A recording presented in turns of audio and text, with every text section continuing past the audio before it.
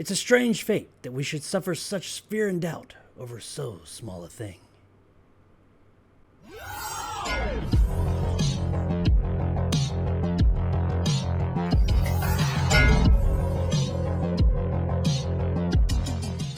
The Lord of the Rings, The Rings of Power, is brought to us by showrunners Patrick McKay and John D. Payne. Epic drama set thousands of years before the events of J.R.R. Tolkien's The Hobbit and The Lord of the Rings follows an ensemble cast of characters, both familiar and new, as they confront the long-feared re-emergence of evil to Middle-earth. So it is finally here, Amazon's crazy, insane Lord of the Rings TV show that we've all been waiting for. Now, if you didn't know about me, I am a huge Lord of the Rings fan, and not of just the movies, though I do love those. I consider those my favorite film ever made. Yes, all three are one big-ass movie. But I was a fan of Lord of the Rings long before that. I grew up with these books. I grew up with the old animated films from the 70s. I love me some Lord of the Rings. I even named one of my children after a Lord of the Rings character. No, I'm not going to say what that is here. So when I heard that they were making a Lord of the Rings show that is not really based on a specific story in the universe, and they are going to be taking some liberties, I was a bit concerned. And then some of the stuff that we saw coming out about the show leading up to its release, yes, some of that was a bit concerning as well. Now, I had not planned on reviewing this show because if you're a fan of my channel, you know that I've not ever reviewed any of the Lord of the Rings or Hobbit movies because the Lord of the Rings movies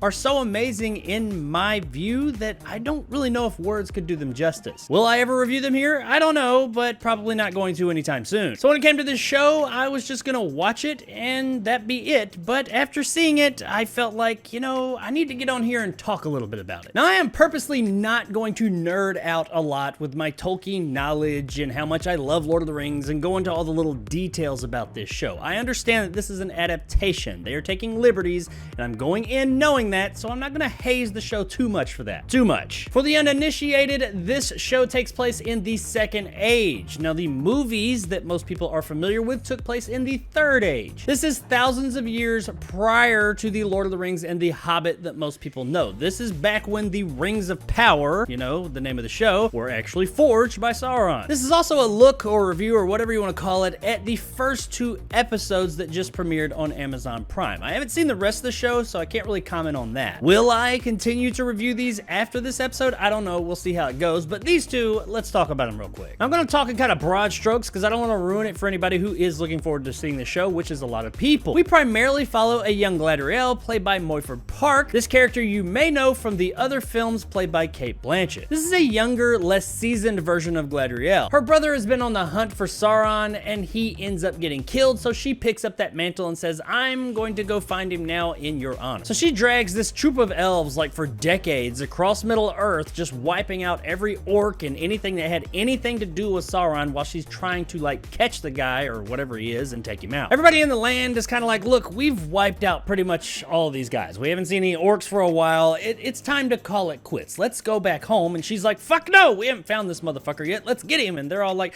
no, he's probably dead. That's why we haven't found him. So let's just go home. Come on, let it go. But nope, she can't do it. And that's pretty much her arc in these first 2 episodes. She is borderline obsessed with finding this guy, and she does not give a shit about anybody else. She will drag people across the land through all kinds of crazy situations just to get one more clue to where he could be. Now, we also follow a young Elrond. You may know him as the character that Hugo Weaving played in the previous films. Now, Elrond doesn't have as much to do in this show, at least in the first 2 episodes. It's a very Galadriel-focused 2 episodes, but he does have a little bit. He goes and meets with some dwarfs, and we talk about some forges and stuff, and I'm pretty sure these are the forges that they're setting up that are going to forge the rings. He has some interactions with dwarves and some political stuff and just a few other things. Like I said, not as much as her, but we do get to see some familiar sights such as Moria. And for fear of ruining anything, that's about as far as I want to go with these story beats when it comes to these 2 characters. I will say that the 2 performers, Moyford Clark and Robert Aramayo, who play these 2 characters, both did an admirable job. And that kind of goes for pretty much everybody in the show. Nobody's bad here. Everybody does a pretty solid job. We also have another mystery character that pops up in the end of episode 1, and there is a lot of wondering who this is or who it isn't, and I'll go ahead and tell you,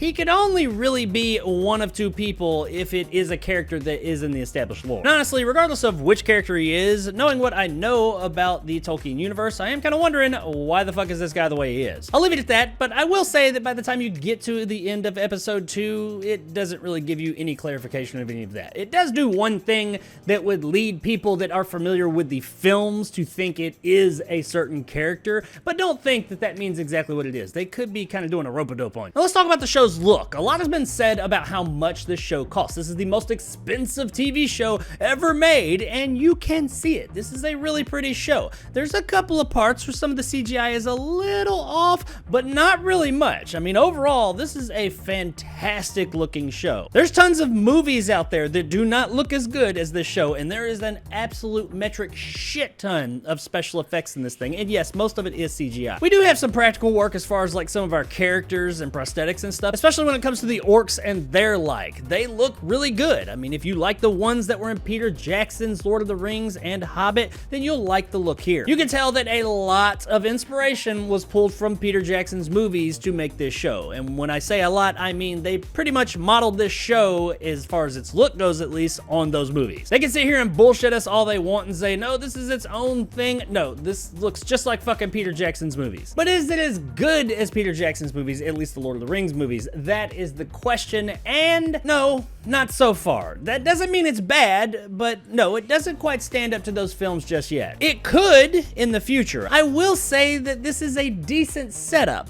but that's not really what I wanted out of this show. I wanted something to wow me out the gate. I mean, the look of the show does wow me. It looks fantastic. You see all that money they've been talking about, even though that is a ridiculous fucking amount of money to put into the show, but still, the show looks great. But just the story and its pacing and everything else, you know, the stuff that keeps you invested in what you're watching, isn't quite there. It kind of seems like it's missing some of the magic of the films that came before it. It's not bad per se, but there were a few parts where I was checking my watch and I was kind of bored. Now, it never totally lost me, but there were a few parts that I wasn't far from it, and this show just takes a really long time to get anywhere. And no, I don't mean like Fellowship of the Ring long time. Fellowship of the Ring was a slower movie, but it's a slow burn movie. It was still intriguing, even though a whole lot of stuff wasn't going on in the beginning half of that film. It was still intriguing, interesting. It kept you invested. I can't really say the same for this show. It's just slow, and that's not really a good mixture. It looks the part, it sounds the part, it seems like it's doing all the Lord of the Rings things, but something about it is just a little bit off. On the flip side of that, it does seem like if they would just kind of shift things ever so slightly one way or the other, it would be right on. Now, I do have a bit of a hard time putting my finger exactly on what it is that's off here. I will say that the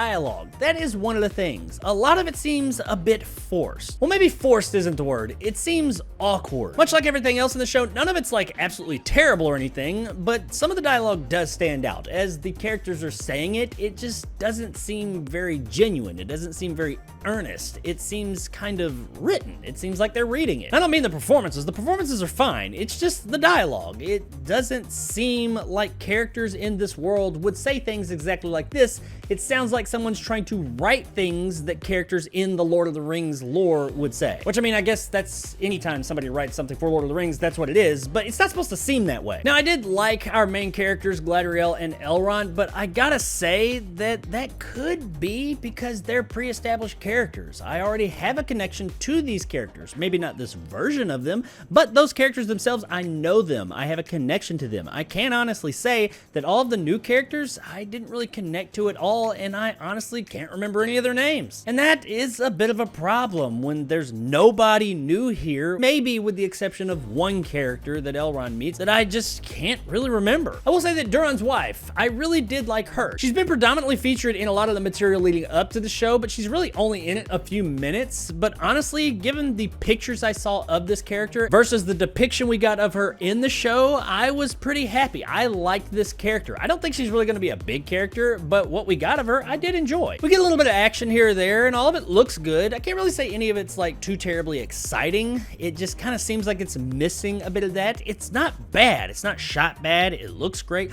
There's just something about it that's missing, and it might be like the stakes, the characters that are involved, we just don't really care about. I don't know. I know I'm kind of rambling a lot here. I'm just throwing things out there as they're coming to mind, but that's just kind of what the show gave me. It's hard to give the show a definitive rating because I haven't seen the end yet. I've only seen the beginning, the first 2 episodes. I will say that it was better than my worst case scenario. I'll say that much. It wasn't as good as I wanted it to be. It is missing a bit of that magic, but it's not terrible. I am willing to continue watching the show and seeing where it goes. I do hope that moving forward, the show finds a way to get us connected with some of its new characters and even more invested in the current characters it does have. Because as it stands, there's just not really much going on here, characters or story-wise. I also hope that they ratchet things up a bit and give us a bit more. Let us know what's going on in this world, what's happening. I have an idea, but that's because I have a lot of Tolkien knowledge. I know about this lore in this world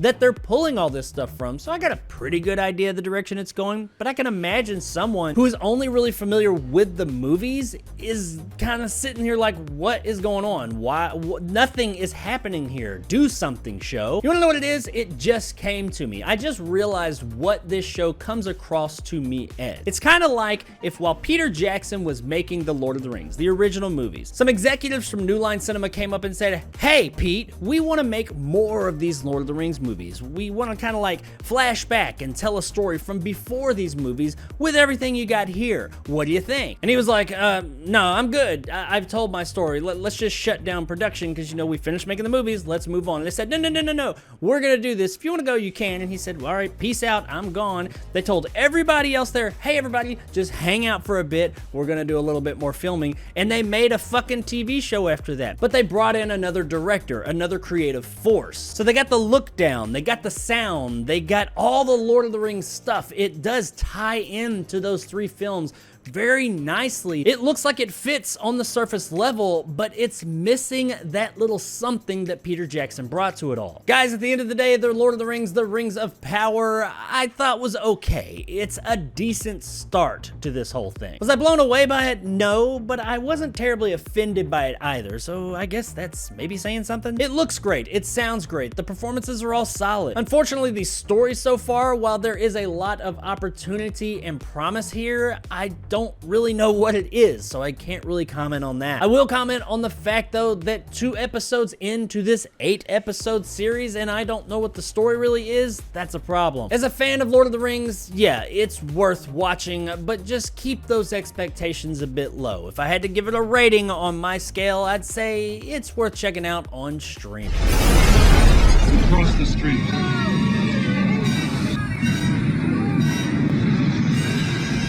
Now, while these first 2 episodes I think are just worth checking out on streaming, I do hope that as the show goes on, and by the time we get to that 8th episode, I'll be able to say it is worth the buy. It's spectabulous. It is awesome. But as of right now, that's just where it sits. But, you know, who knows what episode 3 holds? I guess we'll find out next week. So there it is, guys. My review, just kind of random-ass look at Lord of the Rings, the Rings of Power. If you enjoyed and want more content like this, hit that subscribe button and help my little channel grow. If you want to help out the channel, check out my Patreon in the description below. Become a jarhead and get some of the awesome benefits that go along with that, like these guys. And possibly check out my top tier and become a bad motherfucker like my man Silverlock and Marge G. If you liked what I had to say, give me a like. If not, let me know in the comments below why. And as always, stay sexy, Moria.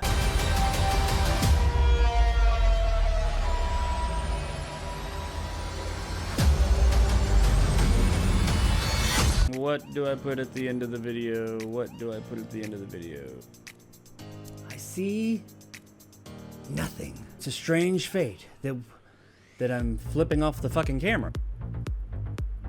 Tell me, Ring of Power, what should I put at the end of the video? Let me carry it for you, Mr. Frodo.